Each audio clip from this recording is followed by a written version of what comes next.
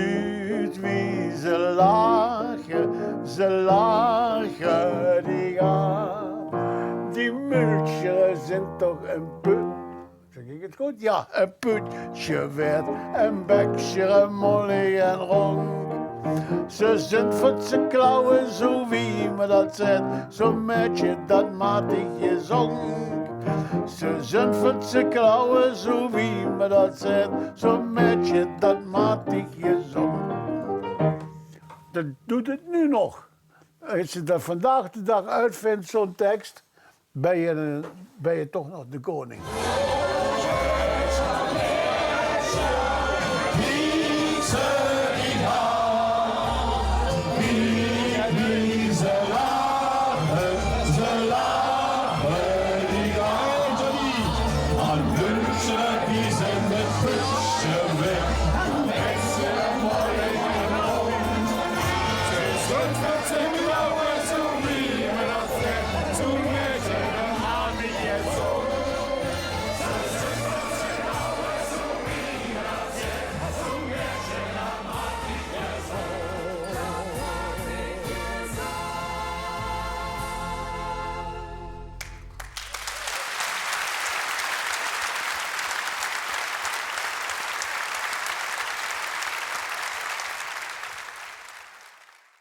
Voor kreeg hadden we zangles.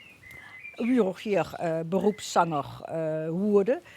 Maar toen kwam er kreeg. Toen kwam de mama. Toen kwamen vanaf kinder. En toen moet je gewerkt worden, want het moet toch brood op de plank komen. Ja, knoemen, nee.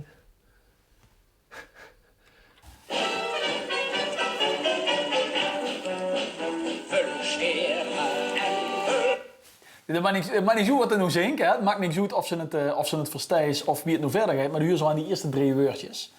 Er zit zoveel energie in, er zit het sprankel aan alle kanten. De huur is ook dat terwijl het zingt, dat de lach, dat geloof ik altijd, dat ze dat in de studio ook merken als ze eens opnemen. Als ze zo zingt, klinkt ze anders en heeft ze een andere energie bij vastelovensliedjes als ze zo zingt. Ja, bij dat huur ze gelijk, dat gaat iets spannends gebeuren.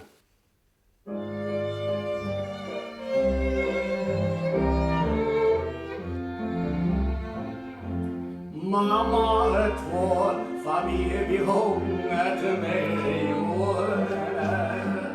Het allerschönste woord, hij op die Oorse weg. Of dat snik. Oh. Mama, dat woord zit op de ganse weg. Hetzelfde. Het woord dat verwisselijk en werkelijk alles zegt. Mama, je leeft maar wie. Ik heb hem nooit op een bühne live gezien, maar ik stel me zo voor als ik dat hoor dat het een geweldige bühnekunstenaar is geweest. En dat het publiek voor zich kost inpakken. Het was om de mensen te overtuigen dat hij wat leuks gemaakt had. En dat is ene keer is dat de Kerkrotser meisje, dat was een leuke tekst. Maar de andere keer was dat hier een ander bij de heng, houd dicht vast. Maria Magdalene. Zijn liedjes worden eigenlijk verliefd op. Maar de oude gidderingen lossen huren. En de bootjes loesen gaan weer een nieuw liedje met een piano gestongen. Wow, dan gestongen. Of de zoals al te spelen. En of je nou 1 persoon tegenover zich had of 500, maakt het niet uit. Hij bracht dat met evenveel overtuiging. En mijn ouderen die jongen wel eens met haar kegelverein op bezoek bij de Nico Ploem. En dan zei ik, man, we waren weer bij Ploem. Die heeft de hele tijd weer achter de piano gezeten. Ja, gewoon de luie, ja, eigenlijk de foto's met die nummer hoor. Dat vertelde mijn mam en mijn pap trouwens ook in de eerste jaren van het bedrijf. Dat hij daar lang voet wil blijven bij een klant. En dan zei mijn mam, waar ben je nu zo lang je weer? En dan zei hij, ja, ik word bij mevrouw X. Ja, en die houden in de piano, dan moet ik toch even piano spelen. En dat mijn mam dan zei, Nico, daar is ze van net van. De vrouw die moet me aan een stukje rennen, waar ik ook voor ben. Want wenn ik zo durf draf, dat huur wel, daar had ik niet meer op.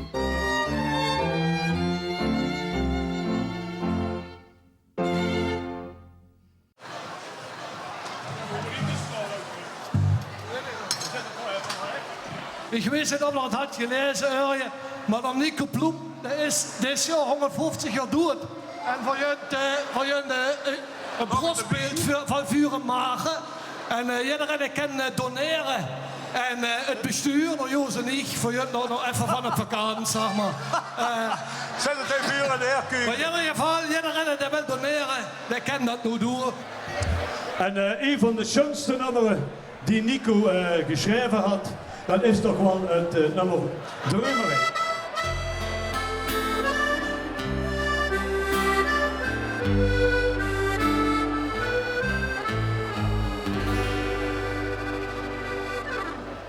Bin ich still in Gedanken, bin ich durch, kann ich euch, Welt der daarop, Jahresflucht. Er waren een tijd dat ik heel veel naar operetten luisterde. Volgens mij ook een beetje van de revue-traditie natuurlijk, uit Limburg vanaf komen. En dan heb je Frans Lehaar, dat is fantastisch, met heel veel bekende liedjes. Maar dit klinkt eigenlijk ook wie dit soort Nico Ploem samen met Taylor dan wel gemak kunnen hebben. En dan ook zo zingen, dan gaat het ook zo dringen.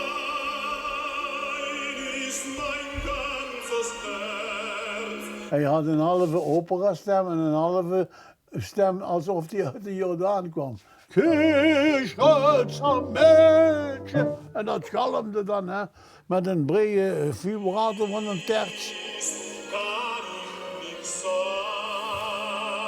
En het leek ook alsof hij, Nico Ploem, dat zit ook in dit stuk van Lehaar, dat druimerij, dat zit heel doen bijeen. De noten die gespeeld werden, zodat dan met piano duist, dan zit dat zeg maar op zo'n stukje of zo.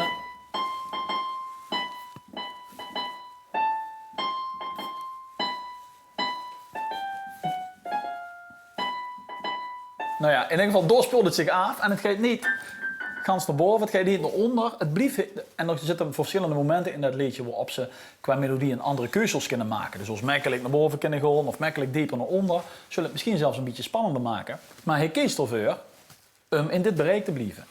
En volgens mij zegt dat hij tijdens het schrijven al heel goed wist wat zijn stem kost en wat zijn stem niet kost. En violen, duizend stemmen in harmonie, die dat spelen, dat zingen, mijn geliefde melodie, die mich dragen durchdrukken, door het land van fantasie, waar ik vind best zo leven. Met een levensmelodie, waar ik vind best zo leven. Met een levensmelodie. Ik denk veel aan dat doet. En dan weet ze niet wat ze eruit kunnen. Maar dat stukje verlangen, bis dat ze door is, dat is al de hemel. Wanneer het heel jod op de wel, dan niet de hemel. En dit vond ik zelf ook wel een schoon foto. Omdat het er moet niet echt op had, maar ook niet zo. Ja. En, Super, ja. dus Ja, dit daar had ik op gezocht. is Zo kent ze het natuurlijk. Ja, ook wel. Kijk, hij ziet ze ook die hoge wangen niet zo. Ja. Ja. En hij, ook, dit had hij natuurlijk waarschijnlijk ook. Hij heeft Dit, dat wel een beetje, maar die niet. vouwen. Verwerken dan op schaduwen vaak. En die hebben dat wel nu vaak een... Ja, je moet Aan de achterkant dat is zeker. zo belangrijk. Je mag die rustig... Met de achterkant, daar ken je ook altijd iemand, hè? Ja. Mijn pap schreef het een gedichtje, dat ken ik nog om erop zagen. Dat vond ik gedoe vorig jaar niet leuk. Dat woord buiten de paden, dat woord niet wat alle andere pappers in de poesies schreven van hun dochter. En dat gedichtje jeet, nu nog speel je aan mijn voeten, nu nog zit je op mijn schoot. Nog steeds moet ik je troosten wanneer je iets verdroot. Maar als je later groot bent en zelf eens bent mama, neem dan je kleine kindje en zing om mijn papa. Nu vind ik dat prachtig. Als 8-jarig kind snapte ik ook niet wat verdroot wordt, dat moet ik erbij zeggen. En toen zei ik ook, papa kent ze nog niet de gedichtjes schrijven, wat al die andere pappes ook geschreven hadden. En ik weet wat dat zei, nee kind, ik ben niet die andere pappens. En hoestuur. En die gaat op en zo. Per avond zo gesmeerd. Zo heb ik van ons eigen duur een kleinigheidje leerd. Ons had namelijk ook duur. Maar die broeg niet te slezen. Die steekt me beter immer op. Het is meer dat voor het wissen, alstublieft. Ik schreef door immer wekelijks een gedichtje voor de Zuid-Limburger.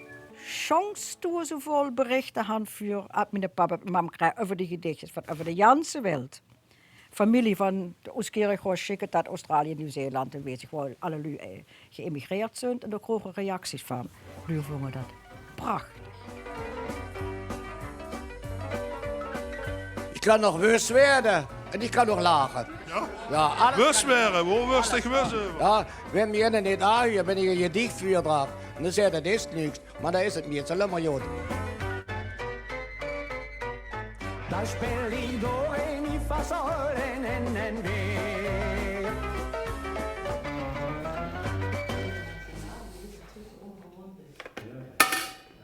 Wie jij komt deze avond, zo staat een dame. Die had wonderbaar oren. Oren wie weren. En daar had ik een gedicht op je maat. Wonderbaar, wonderbaar, daar kun je helemaal heen kijken. Dan had ik een gedicht op je maat. Niet hij, maar dat hou je. Maar Wenste mijn papmoedje leuven, zaten vroeger immer, ik moet prikkeldraad om de boeg doen, om de vrouwen van mij af te houden. En we zaten, jongen, wat kan ze erop scheppen? die weren, daar zwem ik drin. Zwem stundenlang drin rond, bis dat het wasser overleeft. En läuft mir aus der Mund.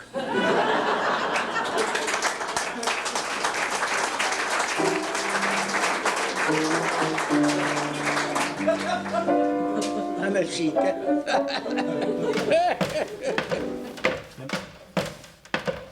Ja, maar welk jaar wordt het dan eigenlijk? Van Mokkel, welk jaar is dat geweest? We moeten zulke dingen vanaf, ja, 48, ja, 1949. Ja. Dus daar zal die documenten wel bij moeten zitten. Wie is dat die kassa? Dit is het. Dat is niet waar. Ja. 47, 48. De slager is van 49, dus ja, we moeten sowieso 49, 50, 51 controleren. En hoe was dus het dat, ja. Ja, is waar. Alsof er twee detectieven zijn. Wat? Ja. Staatskie naar huis. Flinke keer de kwaad.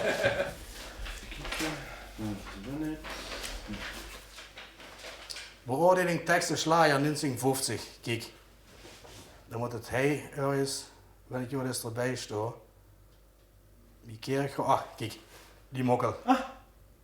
Kijk. Het woord mokkel niet aanvaardbaar. Verdere tekst niet keus. Ja, zie je, wat toen je zag hoe het van mokkel en het putje, dat koelt is niet. Hoor dat dus, ja. Mijn joh, het wordt die zo... Preut? Ja. Jezus Christus. Het ging altijd over sommige liedjes ook over wat het leven de moeite waard maakt. Is geld en materiële zaken en dan vooral een mokkel. Ja, misschien is dat voor vast. Ik denk dat het voor veel mensen ook vast te loven is dingen doen en dingen denken die ze de rest van het jaar niet mogen denken. Hè?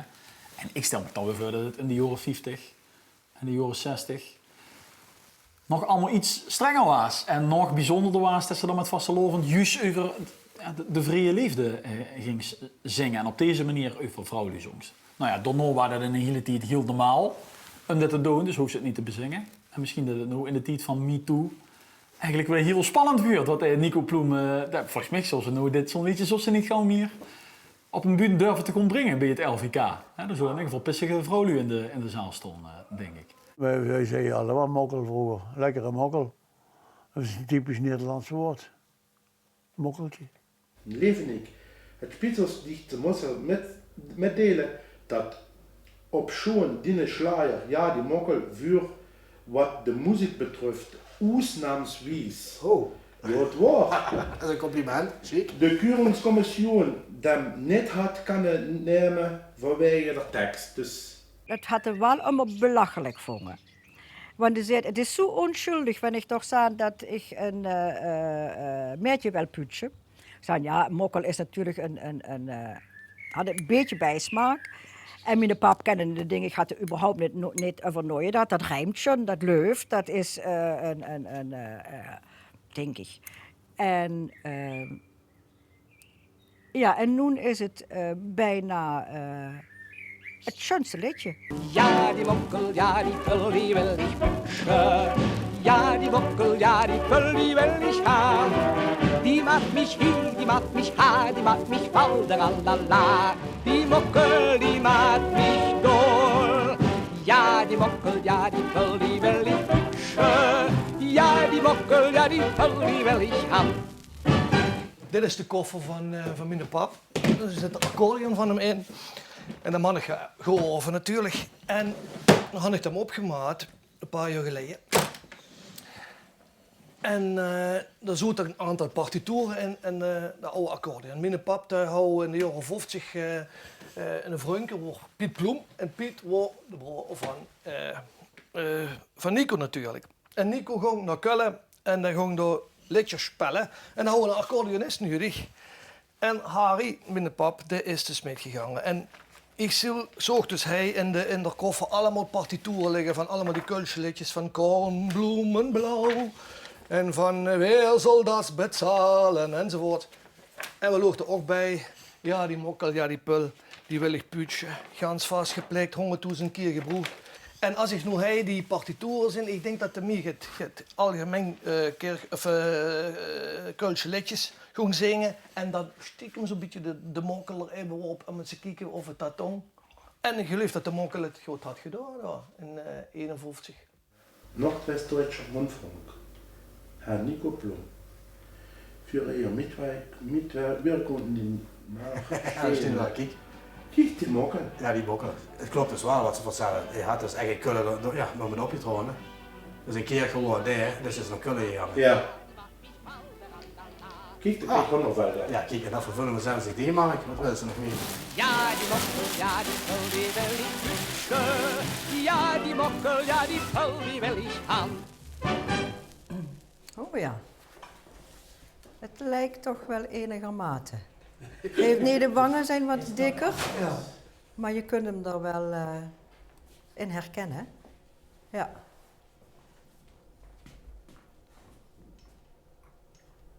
Ja, en nog veel werkje maat van de restant krullen. Wat ook op de foto. Ja. Ja, ik vind inderdaad, wie langer dat ik kijk, dan zie ik zo'n beetje ingehouden. Ik geloof dat in het kerk wat schmoenzelen heeft. Een beetje in je hoorde lager. Kinger doet maar jet niet, dan door het niet. Ja. Ik denk dat de taal het grote probleem is geweest. En als ze niet Kierkegaard had gezongen, maar Venlo's of Remuns of Maastricht, dat er dan door de hele provincie meegezongen zou worden. Het dialect van Kierkegaard is echt apart, is een apart dialect in de Limburgse dialectgroep. En dat heet het Ripuarisch. En dat is gesproken in de middeleeuwen in een gans gebied waarvan Keulen het hart zwoer. En hij op het Nederlandse grondgebied alleen Kierkegaard, Bochus, Zumpelvent en Volts ook Ripuarische dialecten. Dus voor handen een ander dialect als de rest van Limburg. Streek, ja, wenn ich der Kirchhofer platt zong, dann muss ich an der ROZ kommen, want in de Wirtschaft dachte ich, war ein Chines gewesen.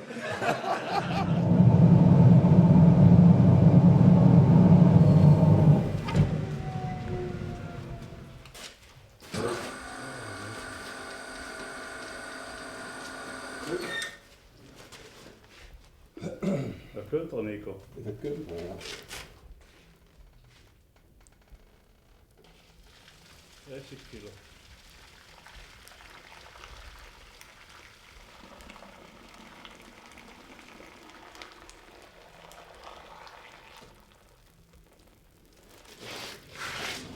Geweldig. Ja, echt super. Mooi. Indrukwekkend. Wat een precisie. Je moet toch niet vergeten, woord ook op zich een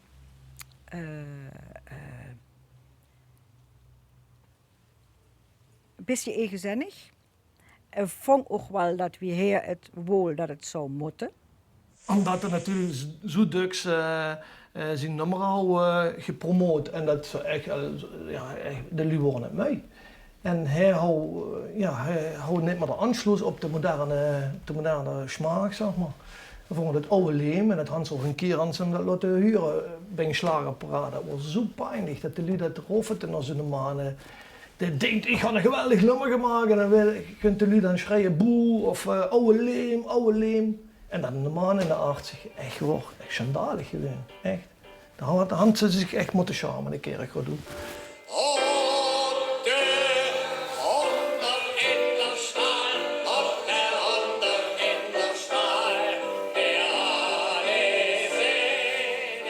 Nou ja, dit zingt ze gelijk mee. En ik kan zeggen dat kunnen we dat het simpel is. Maar volgens mij is dat best moeilijk. Om simpel te blijven en in dit idioom te kunnen blijven componeren en liedjes te kunnen blijven bedenken. En dat het alleen met een piano zo goed werkt, dat zit zal weer voor zijn kwaliteiten als liedjesschrijver.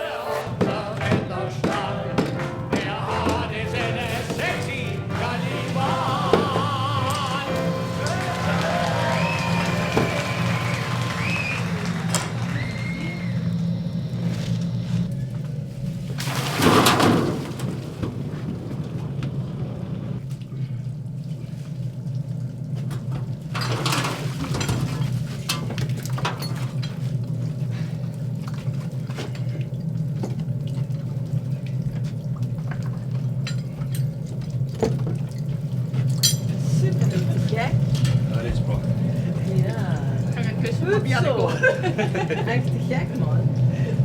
Oh, super. Wel, maar Nico. Ja, zo. Ik kan hem even de hand naartoe hier. Het is gebeurd. Het is verder. Dat is super. Hij is echt heel erg mooi. Ja. En precies die goede kleur. Wat goed voor jou, Marco. De laatste keer dat hij opgetrokken had, daar word ik denk ik ook wel bij. Toen waren, wat zal het door je weer zien, 6, 87 denk ik. En toen treden het op, ik denk dat Jala ziet zijn woord. Joost was hartstikke krank, de griep. En het s'avonds was hij niet meer in staat om überhaupt met te zingen. Dus veel hand door op de Jala ziet zo'n sluis moeten maken. En gelukkig was Nico juist herstellen van zijn eerste hartaanval of de tweede hartaanval. En de zoon zei, pap, moet ze dat nu wel doen, moet ze nu wel naar vuren? Maar hij zei, nee, ik ga nog even met de jongens. Dus, alleen, Nick, keer je meisjes zitten, alleen refreintjes. Ja, oké. Dus Nico gaat met de buren op. De zoon wordt gerustgesteld, want dan was toch dat papa's niet zo houden. En de Nico gaat met naar boven. Hè. En dat is eigenlijk de laatste keer dat de kerk had opgetrokken voor een groot publiek. Want het pompt zich op, want ze zo oud is, dat ken ik dat nog. Dan kan ik nog een hoofdstand op de bühne staan, dat jong ook. Kijk, de microfoon, maar die gaat een stuk dieper, kijk.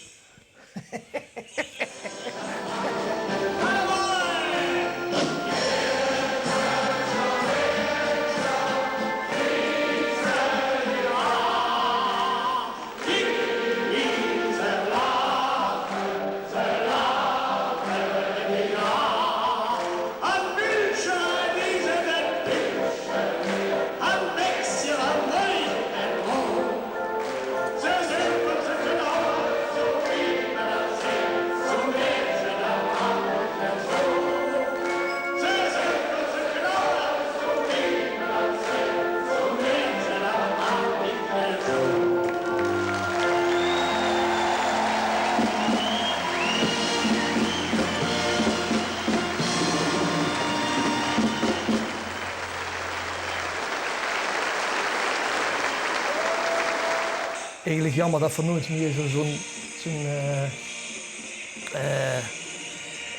afscheidsconcert of zo aan kunnen maken. Dat was eigenlijk chic. Dus dit is eigenlijk zijn afscheid geweest van het Kerkhuisje Vastelands publiek.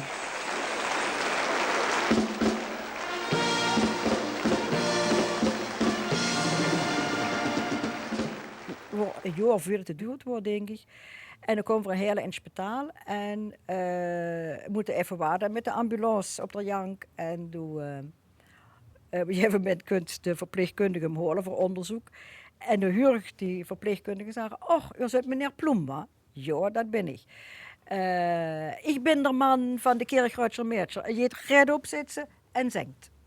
En dan zag ik naar de hang ogen staan, mij in de stress, 112 bellen. En nu zitten we om te zingen.